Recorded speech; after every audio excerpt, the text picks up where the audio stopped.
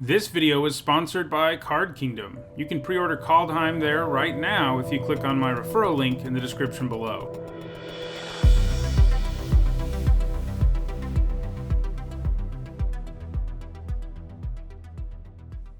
Hi everyone, I'm Nietzsche, and it's limited set review time once more. Kaldheim's full card list dropped earlier today, and that means I'll be spending the next week giving you my thoughts on every single card in the set and how good I think they'll be in limited. Keep in mind that in this review, I'm only talking about the limited formats, that's draft and sealed. I won't be talking about formats like standard or commander. I conclude my evaluation of each of these cards with a letter grade that sort of sums up my thoughts about the card. If you're new to my set reviews, there's an explanation of what each grade means in the description of this video. Alright, let's get to our first Kaldheim card. So our first white card is Guard Bragggart, which for 3 generic and a white is a 3/3 Dwarf Warrior at common. It's got Boast, a new mechanic in this set, that lets you do something that's an activated ability if the creature attacked this turn and only once that turn. In this case, you can pay 1 generic and a white to untap it and put a +1/+1 counter on it. So this card will never really be efficient. I mean, it starts out as a 4 mana 3/3, and even if you boast with it, you'll have spent 6 mana on a 4/4. However, efficiency isn't everything. The fact is that this creature can grow throughout the game, and just the threat of using the ability will be enough for people not to block when it attacks sometimes. Boast creatures, a lot of the time, will just end up feeling like situational mana sinks, but that's not necessarily bad. You just won't be able to use this ability a lot in the earlier part of the game because you'd rather be adding to your board. The pseudo-vigilance this gains when it boasts, in addition to the +1/+1 counter, isn't bad either. This seems like a serviceable white common to me. I'm giving it a C. Next up, it's Battershield Warrior, which for 2 generic and a white is a 2/2 human warrior at uncommon. It has a boast effect where you can pay 1 generic and a white, and it gives all creatures you control +1/+1 until end of turn. So that's a really nice boast effect. Obviously a 3 mana 2/2 isn't so good, but being able to give your whole board +1/+1, including itself, is pretty nice. These boast creatures tend to have some serious threat of activation, and that's certainly an issue here if you're trying to block when someone attacks with this and some other creatures. There is a good chance that it will die after that first swing, but it and all of its friends will be much harder to block, so whoever controls the warrior here is probably going to come out ahead in the exchange. I think this is good enough to take with a first pick sometimes. I'm giving it a B-. Next up, it's Battlefield Raptor, which for 1 white mana is a 1/2 bird at common and it has flying and first strike. So this is the exact kind of card people are likely to overrate in limited. Now, look, it isn't bad or by any means, but some people will see this and be heavily influenced by how efficient it seems when the reality is it will become quickly irrelevant on many board states. Now, first strike does mean it can also block reasonably well, and obviously putting auras on equipment on it are really good, but you'd be surprised how often this thing is just hanging around not doing much after the first few turns are over. It is way better than most 1 mana 1/1 flyers we see. That additional toughness and first strike do make a difference, but I still don't think you'll find yourself running this a ton in this format. I'm giving it a C-. Next up, it's Beskir Shieldmate, which for 1 generic and a white is a 2/1 human warrior at common, and when it dies, you create a 1/1 white human warrior creature token.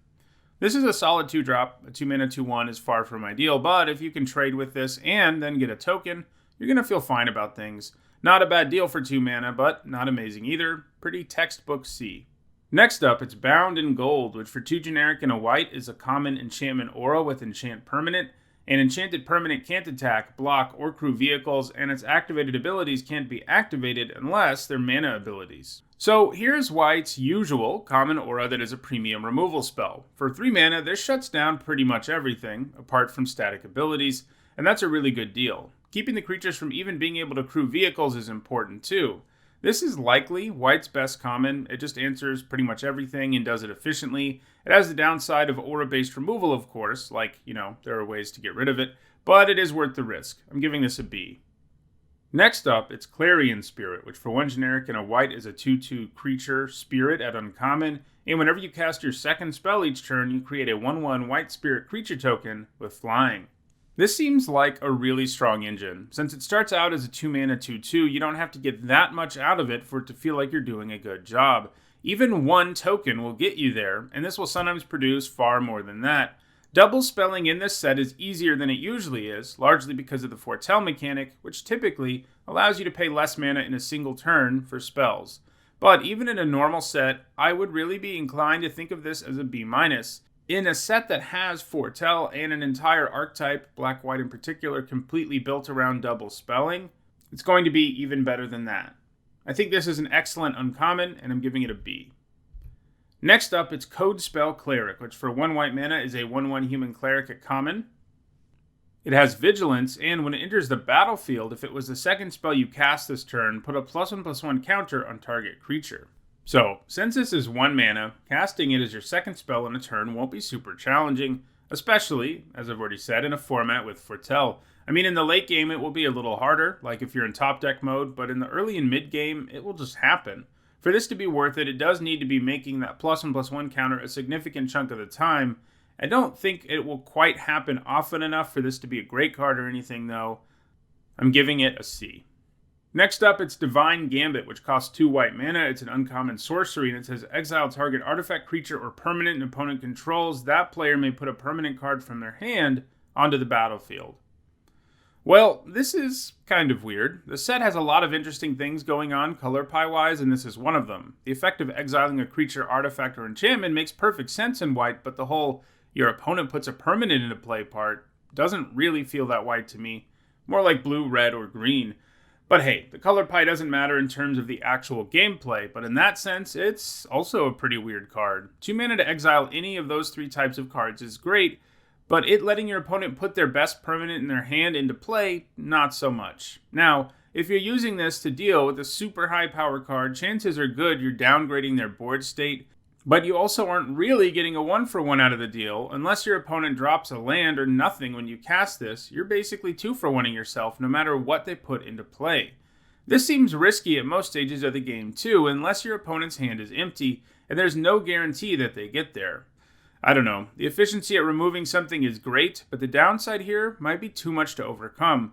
I guess maybe the idea is that with Foretell, people will be less likely to have cards in their hands, but I still think this is too risky. I don't think I want to be playing this most of the time, unless I'm truly desperate for removal. I'm giving it a D. Next up, it's Doomscar, which for 3 generic and 2 white mana is a rare sorcery that says destroy all creatures, and it has Foretell, a mechanic I've mentioned a bunch already in this video, but we haven't actually seen yet. And with Foretell, you can pay 2 generic mana and exile a card from your hand face down, and you can cast it later on for its Foretell cost. And Doomscar's Foretell cost is 1 generic and 2 white mana. So this is a powerful board sweeper. Straight up 5 mana to blow up all creatures, or paying 5 over a couple of turns can both feel pretty good. Wraths can be awkward to be sure, especially if you're an aggro deck, but my general philosophy in cards like this is this. They have an effect that is so powerful and so irreplaceable that you should be taking it highly no matter what, and it should make your deck, provided you can cast it, of course. And yeah, sometimes you'll look at a board and you'll wish you just had a 4-drop to follow up your 2 and 3-drop, and that's a bit of a bummer. But if things end up going sideways on you because you can't do that, you can just play Doomscar. I do think the fact that this will be a little more awkward in some decks keeps it from being a straight-up bomb, giving it a B+, with the caveat that in a control deck, it definitely gets into bomb range. Next, it's Doomscar Oracle, which for 2 generic and a white is a 3/2 human cleric at common. Whenever you cast your second spell each turn, you gain 2 life. And it has Foretell, and its Foretell cost is 1 white mana. So black-white and blue-white are both color pairs interested in Foretell, and Doomscar Oracle fits well into both of those decks. It has Foretell itself, and it's a Foretell payoff. And the payoff it gives you isn't the most powerful thing ever, but incidental life gain can go a long way towards helping you survive in Limited, and since it's attached to a somewhat reasonable 3 mana 3/2 with Foretell upside, I think you'll find yourself playing this pretty regularly in white, especially if you're in one of the Foretell decks. The Foretell here adds up to the same amount of mana you would normally pay. You just get to do it in 2 installments, which allows for more flexibility in the future. Like with a lot of these, I think you should only be foretelling it if you have extra mana lying around, or if you have a bunch of Foretell payoffs, since just casting it is going to be reasonable a lot of the time too. I'm giving this a C. Next up, it's Giant Ox, which for 1 generic and a white is a 0/6 Ox at common, and it can crew vehicles using its toughness rather than its power. This is kind of a cool design. A 2 mana 0/6 is a card that you'll play sometimes in really controlling decks, but this guy is also capable of crewing basically everything, despite being only 2 mana. That said, this set isn't exactly brimming with quality vehicles, something I am pretty disappointed about, so I still don't think most decks will be playing him. Though pairing him with the Plow we'll talk about later in the week is pretty funny, I think he's a D+. Next up, it's Glorious Protector, which for 2 generic and 2 white is a 3/4 Angel Cleric at rare. It's got flash, it has flying, and when it enters the battlefield, you may exile any number of non-angel creatures you control until it leaves the battlefield, and it has Foretell for 2 generic and a white. So this is a fixed version of Restoration Angel. It has the same keyword, stats, and converted mana cost as the Restoration Angel.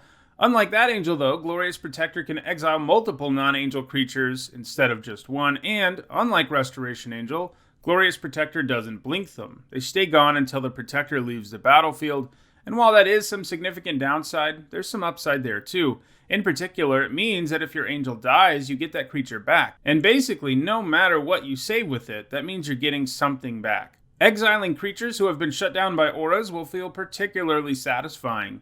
You also don't even have to use that ability if it isn't advantageous, and it may not always be. Additionally, just being a decently sized creature with flash can be a big deal as it allows it to ambush block attacking creatures. In this case, Foretell is a greater total mana investment, but you do only pay 3 mana for the angel the turn you play it, and that's pretty sweet. And like a lot of these instant speed cards with Foretell, I envision people saying, "You've activated my trap card a lot," and this is certainly one of those. So basically, this can act like a removal spell as an ambush blocker, it can help save a creature or creatures from complete and total death, and it can just be a win condition as a large efficient flyer, not to mention having Foretell in general. I don't quite think she's a bomb, but she's pretty glorious. I'm giving her a B+.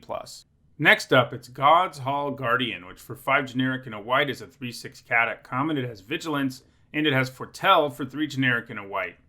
This is a Foretell card that doesn't end up costing you extra mana in the end. You still pay a total of 6 mana, but you have the flexibility to pay that in installments, 2 on one turn, 4 on another.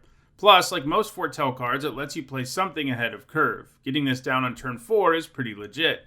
Now, 6 mana for a 3/6 with Vigilance is far from impressive, probably close to a D+ or C- in most formats. It is a good defensive body that can also pressure the opponent a little bit. Overall, I think Foretell and the various synergies in this set for it make it so this is a little bit better than that, giving it a C. Next up, it's Goldmaw Champion, which for 2 generic and a white is a 2/3 Dwarf Warrior at common. It has Boast, and you can pay 1 generic and a white to tap a creature. This does not seem awesome compared to some similar cards we've seen at common, like Territorial Hammerskull, which had the same stats but did the tap thing for free. But hey, that was a really good common, and maybe we shouldn't make such a comparison. This still seems pretty good to me. Unlike most Boast creatures, it can actually do something to make sure it survives attacking, since it can tap down whatever your opponent's best blocker is. And if you're in an aggro deck, having the ability to tap down a blocker is often very strong and really tends to lead to your attack being a heck of a lot more devastating. I think this is a good enough card to be a C+, not quite something you want to first pick, but I imagine this being a key common for aggro decks. Next up, it's Halvar, God of Battle, who for 2 generic and 2 white is a 4/4 legendary god at mythic rare. Creatures you control that are enchanted or equipped have double strike, and at the beginning of each combat you may attach target aura or equipment attached to a creature you control to target creature you control. And he's a double-faced modal card. And these are a little bit different than most double-faced cards we've seen that have the capability of transforming into one thing or another. With modal double-faced cards, you choose one side and that's the one you play. They can't transform into the other side.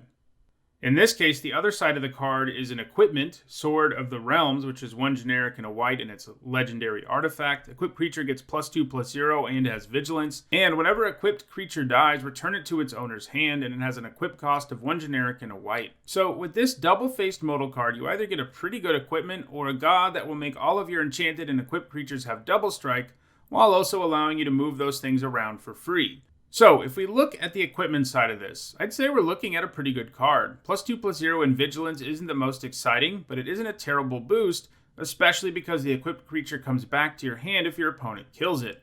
+2/+0 is enough to make a lot of creatures into a threat, and your opponent will be forced sometimes to trade with it, and you get your creature back, so you're coming out ahead there. That can also be particularly nice with creatures who have Enter the Battlefield abilities, but it's pretty good in general. That said, the sword does require you to have a board state of some kind to be worthwhile, but still, just the equipment side in this card is probably a B-. Then you add to the mix the fact that you can also play this as a 4-mana 4/4 with insane upside, and we're talking about a great card.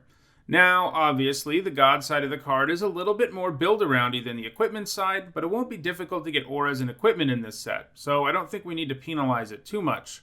Overall, I think this card does enough to get into the lower range of being a bomb. Both sides of the card can take over the game depending on the board state. I'm giving it an A-.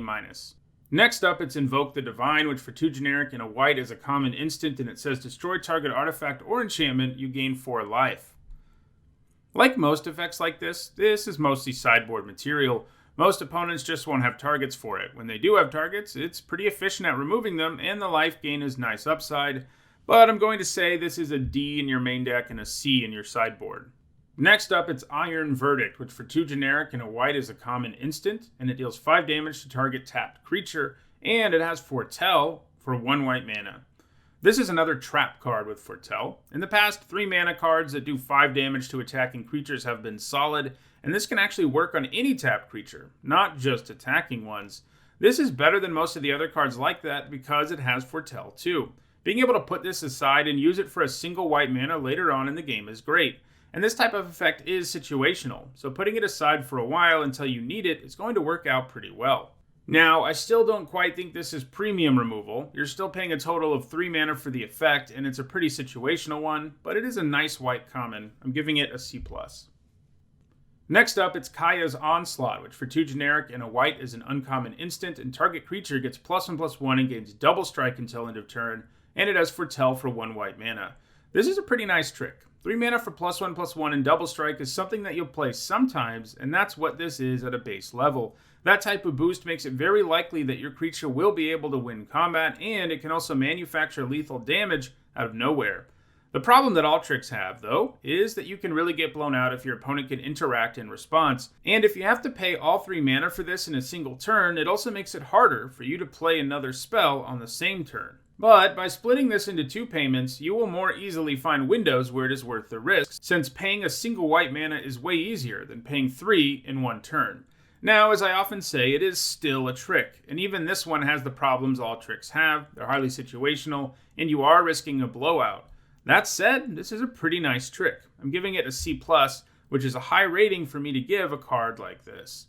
I think white decks will be happy to have the first copy of this and should take it kind of aggressively, provided that they're aggressive. Next, it's Masterscald, which for 4 generic and a white is a 4/4 Dwarf Warrior at common. When it enters the battlefield, you may exile a creature card from your graveyard, and if you do, you can return target artifact or enchantment card from your graveyard to your hand. 5 mana for a 4/4 that returns an artifact or enchantment all the time would be a pretty good card. That's a 2-for-1, and the creature has kind of efficient stats, given that they're doing that for you. In this case, you do need to also have a creature in your graveyard to make it happen, but by turn 5, that won't normally be an issue. The real issue will be whether you have enough artifacts and enchantments for this to be worth it.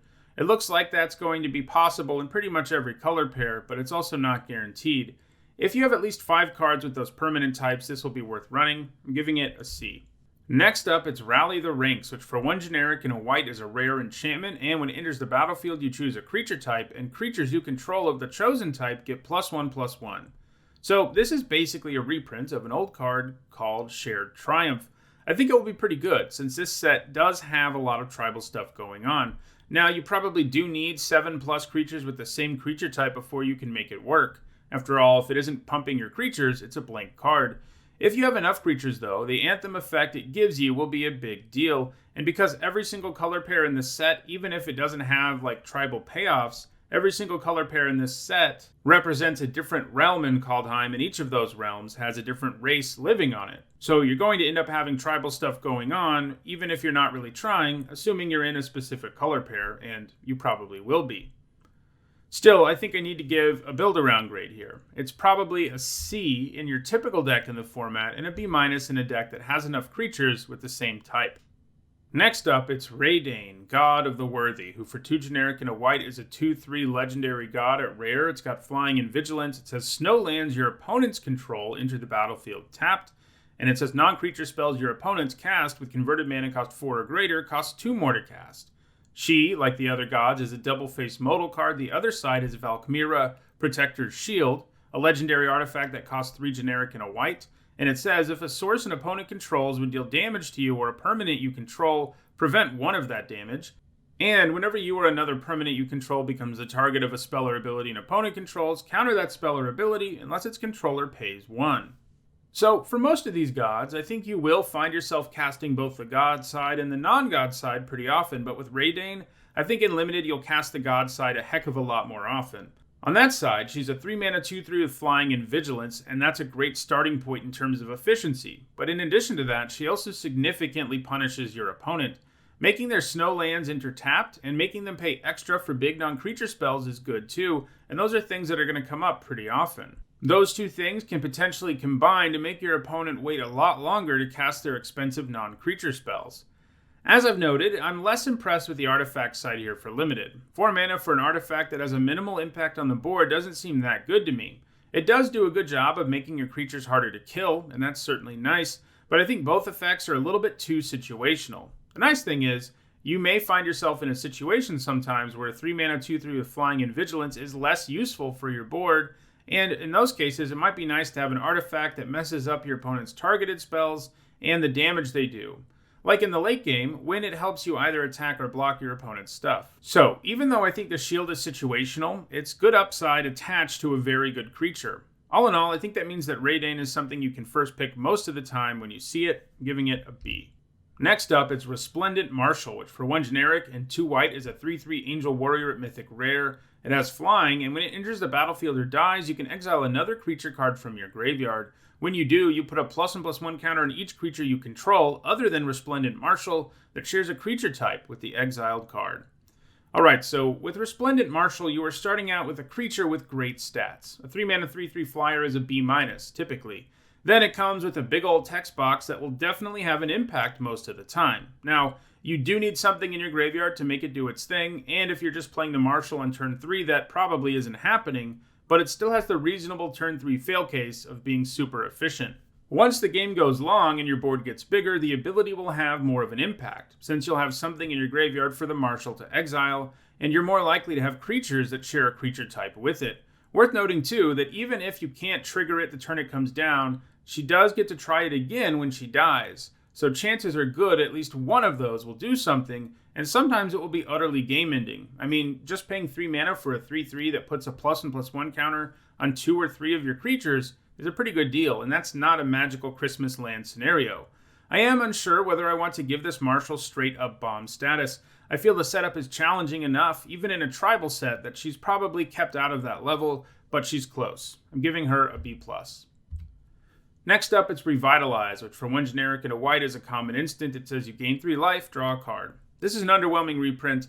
A cantrip that gains you life isn't bad. It's just one of those cards that will be the last card cut from your deck most of the time because it doesn't really do anything, especially in a set that doesn't have a strong life gain theme.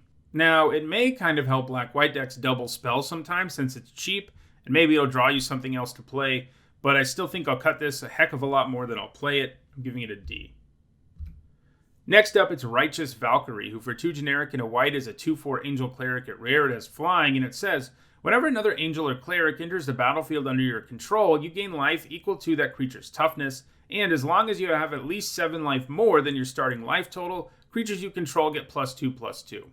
So on stats alone, a 3-mana 2/4 flyer is a solid deal, usually about a C. It can attack and block reasonably well, and that's not a bad place to start when you have a really full text box. The Valkyrie's ability to gain life will be reasonably easy to trigger, especially because it checks for 2 different creature types that appear within white. A lot. Now, I don't think it will be especially easy to get to the +2/+2 to your whole board, but maybe if you play this on turn 3 and follow it up with some other creatures with high toughness, it could happen. But I'm fully on board with a 3-mana 2/4 with flying that gains me some life, and having the remote chance of getting the +2/+2 going is some strong additional upside. I think this is an easy first pick. I'm giving it a B. Next up, it's Rune of Sustenance, which for 1 generic and a white is an uncommon enchantment or a rune.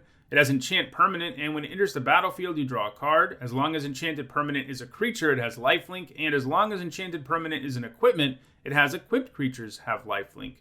I think the whole rune cycle seems pretty solid. If you've watched my content before, you know I'm pretty hard on auras, but By adding draw a card to an aura, you can silence a lot of my criticism. The problem is often that auras are risky because they 2-for-1 you, but by adding a cantrip to all the cards in this rune cycle, they made it so you won't normally get 2-for-1. Now, you do have to be concerned about an opponent killing what you target in response, but as long as it resolves, you'll be in the clear. It is also interesting, you can put this on any permanent. So in a pinch, like, if you're stuck on 2 lands in the early game, you can effectively cycle these by putting them on a land or something. Now, that isn't ideal, but having that in a moment of desperation is certainly upside. It only does something more than draw you a card if it's on a creature or equipment though, and lifelink is pretty nice on either of those things. It isn't an evasive ability, which tend to be really great, but it is one that can really wreak havoc on races. It is also worth noting that there are a decent number of auras and enchantment payoffs in this set, not to mention a rune payoff that we're going to look at in a second, which is going to make it a bit better.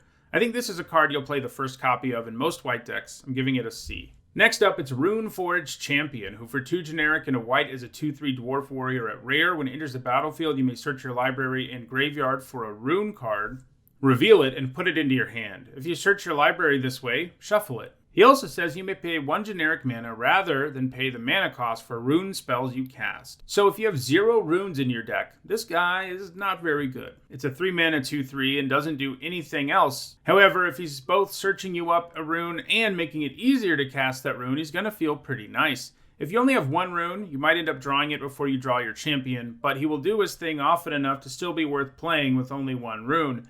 2 runes is probably ideal though. That way it's highly unlikely that he doesn't draw you a card when he comes down. Because this guy is so dismal without rune support, I would avoid ever taking him before you have at least 1 rune. Once you do though, you can value him as a C+, and if you get to 2, he probably moves into the B- range.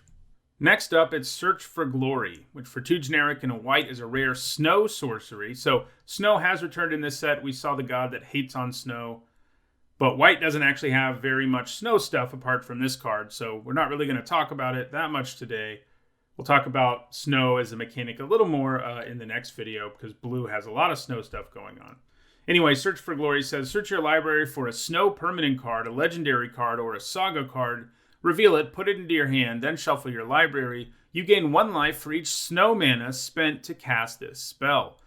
3 mana tutors are almost never worth it in Limited. It's just a very efficient way to draw a card, and sure, you're drawing the exact card you want to draw, but it can still leave you open to a lot of damage if your opponent is, actually adding to the board when you do something like this. Now, the life gain clause on this does mean that it can counteract that a little bit, but you won't be gaining more than 1 or 2 life with this most of the time, and gaining 3 is the absolute most you can gain anyway, and that's not exactly impressive. Keep in mind, you can't just put snow lands into your deck after the draft like you do with regular basic lands. You have to draft snow lands and other snow permanents that produce mana to get the snow mana this card is asking for to gain you life. Now, you will play this sometimes, if you have a bomb or bombs it can search up, but most of the time you can't really play it in Limited. I'm giving it a D. Next up, it's Shepherd of the Cosmos, which for 4 generic and 2 white is a 3/3 Angel Warrior. At uncommon, it's got flying, and when it enters the battlefield, you return target permanent card with converted mana cost 2 or less from your graveyard to the battlefield. And it has Foretell for 3 generic and a white. This seems pretty good to me. Even without Foretell, a 6 mana 3/3 with flying that reanimates a 2-drop would be a pretty nice card, at least a C+, and maybe a B-. But it is generally going to give you that 6 mana worth of value, no problem. By adding Foretell, we get an upgrade here, since having the option to pay for it in installments is definite upside. It doesn't hurt that there are Foretell payoffs in this set too, many of which we've already seen. Anyway, I think that does enough to make this card a card you first pick some of the time, and I'm giving it a B-, but I feel like it's pretty close to being a solid B. Next up, it's Sigrid, God Favorite, who for 1 generic and 2 white is a 2/2 legendary human warrior at rare, with flash, first strike, and protection from gods. And when Sigrid, God Favorite enters the battlefield, you exile up to 1 target attacking or blocking creature until Sigrid leaves the battlefield. This has a lot going on. Creatures that Oblivion Ring other creatures are always really good. Sigrid is a little more situational than some of those, because you do need the creature to be attacking or blocking, but Sigrid is way better in combat than most creatures like this we've seen before. A 3 mana 2/2 with first strike is basically playable and limited anyway, and it also works nicely with flash. There will be times where you can flash this in, exile a big attacker, and then use Sigrid to block something smaller that will just straight up die in combat, with Sigrid surviving. That will be a pretty brutal turn. And yes, the protection from God part of the card will come up on rare occasions, but it doesn't factor that much into this evaluation. All that said, this is going to be great and limited. You can first pick it happily. I'm giving it a B+. Next up, it's Spectral Steel, which for 1 generic and a white is an enchantment aura at uncommon. It has enchant creature, and the enchanted creature gets +2/+2. It also has an activated ability where you pay 1 generic and a white to exile it from your graveyard, and then you return another target aura or equipment card from your graveyard to your hand. I think this is a neat design. A 2-mana aura that gives +2/+2 is usually not going to be worth it. As I've already noted, auras put you at a great risk of getting blown out by a 2-for-1, so for them to be worth it, they have to do something to mitigate that risk, and Spirit Blade does that. Once it's in your graveyard, using it to get back an aura or equipment means that it pays you back for the card that you gave up in using it. It also means that if it gets milled, it can give you some nice graveyard value. Now, the question really is, how often will you be able to get something back? And I think the answer is sometimes, but not all the time. I still don't think this card is great or anything, even in the red-white deck that seems to love auras and equipment, but I think it's solid, and that's not something I can say about a lot of auras. I'm giving it a C. Next up, it's Stalwart Valkyrie, which for 3 generic and a white is a 3/2 Angel Warrior at common, and you can pay 1 generic and a white and exile a creature card from your graveyard rather than pay its mana cost, and it has flying. So, a 4-mana 3/2 with flying is usually like a C- in limited, and the alternate casting cost here is some serious upside. If you're paying 2 for this consistently, that's going to be pretty nice, especially because, as we've seen, Black-White is interested in casting multiple spells in a turn, and this helps on that front. Now, using the alternate cost won't come up a ton in the early game, but it is worth noting that if you trade your 2/2 for theirs, you're probably going to get more value out of that trade than they will, thanks to your Valkyrie. But yeah, from the mid-game on, the alternate casting cost here will become increasingly easy to accomplish, and on a lot of boards, a 3/2 with flying is relevant. I'm kind of tempted to go all the way up to B- here, but I do think that this will be that 4-mana 3/2 flyer often enough that the card is held back a little bit. I think I'm going to give this a C+. Next, it's Starlightheim Courser, which for 2 generic and a white is a 2/2 Pegasus at common. It's got flying, and artifact and enchantment spells you cast cost 1 less to cast. So this one was my preview card, and it seems like a nice playable. It has the always okay Windrake stats and reasonable upside. It will fit the best into red-white decks, but because it has such a reasonable floor, it will work anywhere, especially because most decks will have at least a couple of artifacts and or enchantments. This is a C. Next up, it's Starlightheim Unleashed, which for 2 generic and 2 white is a mythic rare sorcery, and you create a 4/4 white Angel Warrior creature token with vigilance and flying. If it was foretold, you create X of those tokens instead, and its foretell cost is XX white. Well, this is good. So even if you don't foretell this, you get a 4-mana 4/4 Angel with flying and vigilance. That on its own is probably a B. Then you add the foretell upside into the mix and things get really silly. I mean, just paying 5 mana to cast this from foretell gives you 2 4/4 Angels, and that's insanely efficient. Now, you did pay 2 mana on another turn to make that happen, but still, the amount of power this can give you on a later turn is pretty amazing. 7 mana gives you 3, which is pretty nice too. I think this will create 2 to 3 Angels often enough that I can't really see how it isn't at least in the lower range of being a bomb, especially because its fail case is so good. I'm giving this an A-. Next up, it's Storyseeker, which for 1 generic and a white is a 2/2 Dwarf Cleric at common, and it has lifelink. 2-mana 2/2s with lifelink are always solid. Being able to trade for another 2-drop and gaining you 2 life is a decent fail case, and if they're allowed to stick around, they will end up gaining you significant life. Auras and equipments are also your friend with a creature like this. I'm giving this a C. Next up, it's Usher of the Fallen, which for 1 white mana is a 2/1 Spirit Warrior at uncommon. It has Boast for 1 generic and a white, and it makes a 1/1 white human warrior creature token. 1 mana 2/1s aren't normally that impressive in limited, even though they tend to be nice and constructed. They just end up trading 1 for 1 for the most part, and you really need a critical mass of really good aggressive cards to make them thrive, otherwise you're going to quickly become irrelevant, and that's hard to do in limited. Luckily for Usher of the Fallen, though, that isn't all it is. It also comes with a pretty nice Boast effect, which makes a 1/1 token. That means that trading 1 for 1 with this is suddenly not too bad. If you play this on turn 1 and attack into your opponent's 1 or 2 drops on a later turn, you get to make a 1/1 token before the Usher goes down, provided you have the mana. If you can get it to attack more than once and you have the extra mana for boasting, it will be pretty nice. A lot of these boast effects I think will feel more like mana sinks for the late game rather than things you do in the early game, because you normally want to be adding to your board in the early game. So the likely outcome with this card will probably be that it makes 1 token most of the time, and that's not bad, but it isn't incredible either. I think this is a C+.